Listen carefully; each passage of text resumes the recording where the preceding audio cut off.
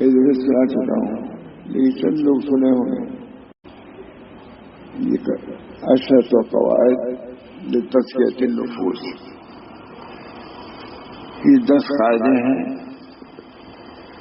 جو تزکیہ نفوس میں معین ہیں، تاکہ انسان کو پیدا ہی کیا ہے کہ اپنے نفس کا تزکیہ کرے تاکہ فلاح پائے.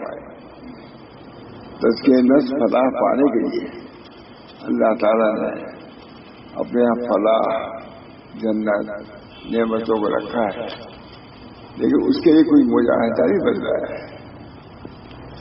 والذین جاہدوا فینا لنہدینہم سبلنا، جاہدوا فینا، جو مجاہدہ کریں گے وہ ہمارے سبیل کو پائیں گے. تو بہت بڑی نعمت ہے ہمارا، چھوٹی سی چیزوں کے لیے بہت بڑے مجاہدے. ایک معمولی بیماری ہے پھر اتنے مجاہدے کی ہمت آ جاتی ہے.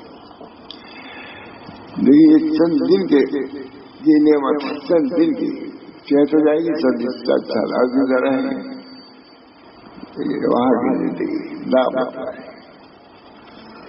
جب اس زندگی کے لیے ہر مشقت کو بلا کے لیے تیار ہے، جو کہی حکیم صاحب آپ کو مجاہدہ کرنا ہوگا، تیار ہے. بیماری ہے، اس بیماری سے بچنے کے لیے آپ کو کوئی مجاہدہ کرنا ہی پڑے گا. جب اس یہاں کے فلاح کے لیے معمولی نہیں غیر معمولی مجاہدہ کیا جاتا ہے، وہاں کے مجاہدے کے لیے، وہاں کے عافیت کے لیے جو کچھ بھی کرنا پڑے کم ہے. اللہ تعالیٰ نے دین آسان بھیجا ہے، لیکن اس دین پر عمل کریں گے تب تو آسان چیز کو بھی جب عمل کریں گے تو ہے. یہ آج نفس کا اتنا غلبہ ہے، یہ دینی امور کو اپنی زندگی میں لانا دشوار ہو گیا، نہیں لانا چاہتا. بہرحال مضمون تو بیان کیا ہی جاتا رہے گا. اللہ تعالیٰ ہم سب کو عمل کی توفیق دے. قاعدہ سابق، 7واں قاعدہ یہ 10 قاعدے ہیں. 7واں قاعدہ یہ ہے کہ موت کو یاد کرو. موت بہت بڑی چیز ہے. اکثر ذکر حال من الزاد، یعنی موت. ذکر واسکرو ذکر لذات جو توڑ دینے والی چیز ہے اس کو یاد کرو، وہ موت ہے. آنے والی کس سے چالی جائے گی، جان ٹھہری جانے والی جائے گی، کوئی نہیں کر سکتا کہ ہم ہمیشہ رہیں گے.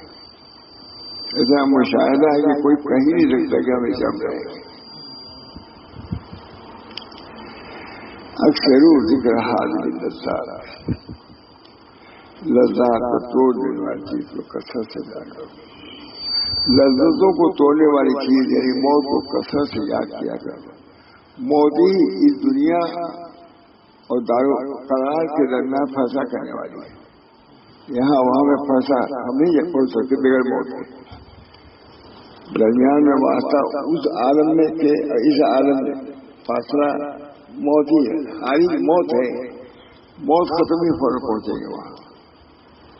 موت ہی اس دنیا اور دار قرار کے درمیان فیصلہ کرنے والی ہے، اور عمل کے وقت اور عمل پر جزا کے درمیان حاصل ہے.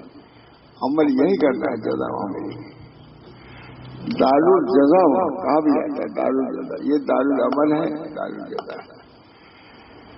اگر دارالعمل میں جزا کو طلب کرو گے تو یہ بیوقوفی ہوگی.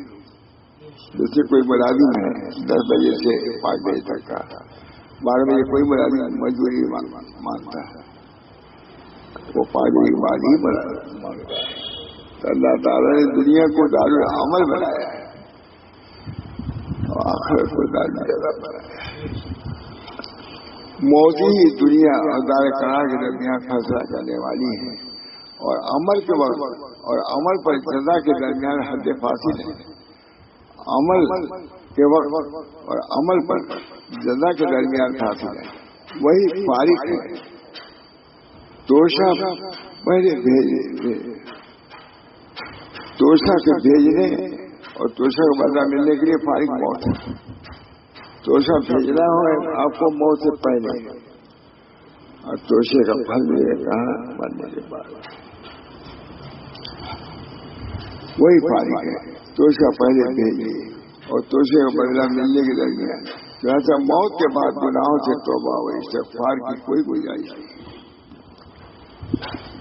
لہٰذا موت کے بعد گناہوں سے توبہ و استغفار کی کوئی گنجائش نہیں، اور نہ موت کے بعد حسنات کی کثرت کی کوئی گنجائش نہیں۔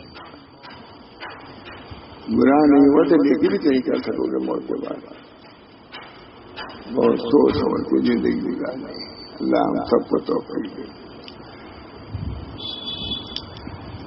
بولے سچی توبۃ للذین یعملون السیئات، کہتے ہیں اور ایسے لوگوں کی توبہ نہیں جو گناہ کرتے رہتے ہیں۔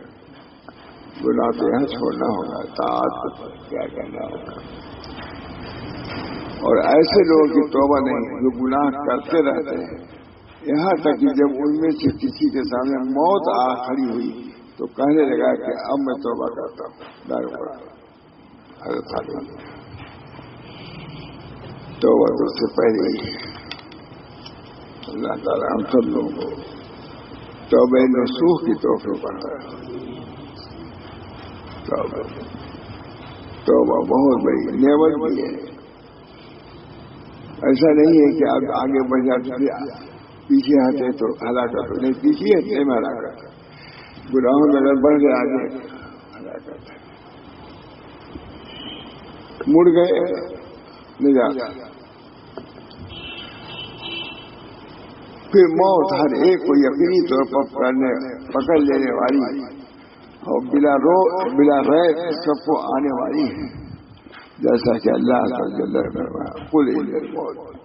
اسی لیے اللہ سبحانہ آپ کہہ دیجیے یقیناً جس موت سے تم فرار اختیار کرتے ہو سو وہ تم کو پہنچے گی، باہر آنے والی پیچھے ٹالی جائے گی، جان ٹھہری جانے والی جائے گی۔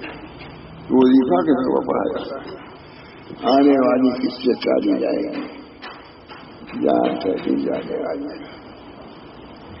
موت مخلوق پر اچانک آتی ہے، جب ان کو وہ معین وقت آ پہنچتا ہے تو ایک ساتھ نہ پیچھے ہٹ سکتے ہیں اور نہ آگے سڑک سکتے ہیں۔ کوئی بہت سے لوگ ہیں جو گھر سے گاڑی چلاتے ہوئے نکلتے ہیں، بہت جامع کتاب۔ بہت سے لوگ ہیں جو گھر سے گاڑی چلاتے ہوئے نکلتے ہیں اور کفن میں لپٹے ہوئے لوٹتے ہیں۔ گاڑی بہت سے گاڑی نکالتے ہیں، یہاں سے دوسری گاڑی آتی ہے، کھڑے ہو جاتے ہیں۔ بہت سے گھر والوں سے اپنا کھانا تیار کرنے والے کہتے ہیں، بہت سے لوگ کہیں ناشتہ تیار کرو، اور بغیر کھائے ہوئے مر جاتے ہیں۔ لوگ بیوی کھانا لے آتی ہے، ہوتا ہے بہت ہوتا ہے، سب دن رات سنتے رہتے ہیں۔ بہت سے لباس پہنتے ہیں، کپڑوں میں بٹن بند کرتے ہیں، پھر کپڑوں کے بٹن غسل دینے والے ہی کھلتا ہے، ختم ہو گیا۔ تو بندہ کے موت کو یاد کرنے میں بہت فائدہ ہے۔ کتاب ہے مستقل بہت بڑا، بس بندہ کے موت کو یاد کرنے میں بہت فائدہ ہے۔ موت کو یاد کرتے رہنے سے غافل دل بیدار رہتے ہیں۔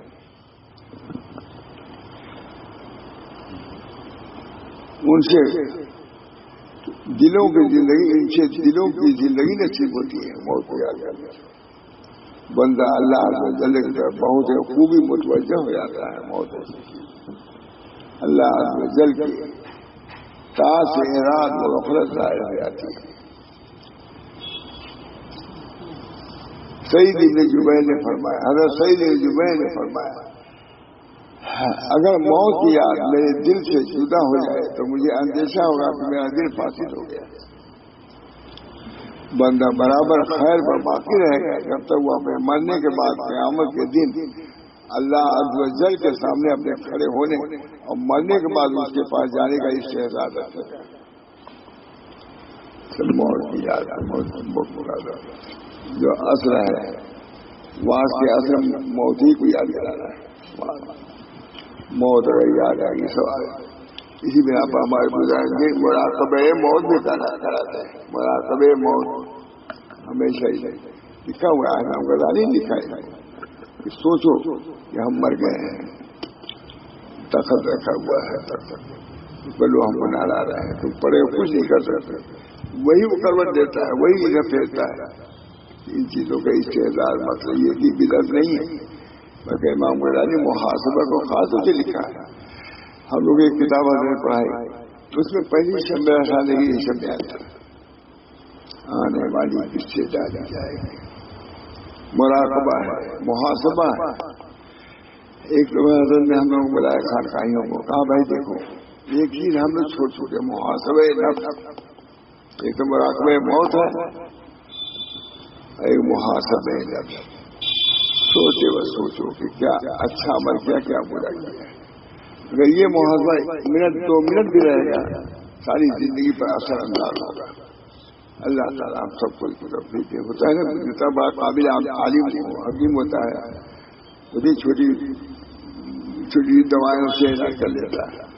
نبی اکرم صلی اللہ علیہ وسلم تبھی بھی حاضر تھے, امراض روحانی کے علاج کی تشریف لائے تھے. اس بنا پر اس کا استحصال بھی ہونا چاہیے. اس کا آنے والی کس سے ٹالی جائے گی جان چاہیے. وہاں کے لیے بھی ہم لوگوں کو کچھ اپنا سامان درست رکھنا چاہیے. اللہ کا ہمارے بزرگان دین بہت زیادہ اس طرح مجاہدہ کرتے تھے. ایک بزرگ تھے چراغ لگتے تھے, اسے انگلی لے آتے تھے, نکال دیتے تھے اور کہتے تھے اے نفس, جب اس معمولی موم بتی کی سوزش کو تم برداشت نہیں کر سکتے تو جہنم کی سوزش کیسے ہو جائے. یہ سب آخرت, جیسے دنیا ویسی آخرت ہے, کوئی فرق نہیں ہے. جیسے دنیا دیکھتے نہیں کہ یقینی ہے, یہ بھی سمجھیے کہ آخرت بھی یقینی ہے. آج ہی کر دیکھیں گے اسٹیشن پر اسٹیشن آتا ہے, بمبئی جانا پر یہ اسٹیشن ہے, جانا ہے اس پہ اترنا ہے, پھر وہاں جانا ہے, پھر وہاں جانا. سب آدمی دیر میں رہتا ہے, یہاں اترنا ہے, چڑھنا ہے, جانا ہے. کہ آخرت کا معاملہ ہے. اللہ ہم سب کو آخرت کی یاد جماعت ہمارے قلوب پر مسلط فرما دے. جتنی آخرت کی یاد ہوگی اتنی دنیا سے بیداری ہوگی اتنی اللہ سے خوش ہوگا. بہت کام ہے, بہت سے لوگ جانے والے ربنا اسلام ہمارا آنا جانا جو سلسلہ ہے یہ بھی مطلب روحانی ہے. جہاں طبع کے مطلب ہوتا ہے یہ بھی طب ہے. وہاں شاہ رسول اللہ صاحب پڑھتے تھے, وہاں مولوی ماتھانی اسی مطلب روحانی میں بیٹھتے تھے. یہاں تکبر کا علاج ہوتا تھا, حسد کا علاج ہوتا تھا, طمع کا علاج ہوتا تھا. جیسے یہاں سل ہے, ذکر ہے, بیماری ہے, جذاب سے یہ بیماریاں باطنی ہیں جو اس سے بھی زیادہ خطرناک ہے. اللہ ہم سب کو اس سے شفا دے. اللہ تعالیٰ ہم سب لوگوں کو اس معاملے میں کامیابی عطا فرمائے.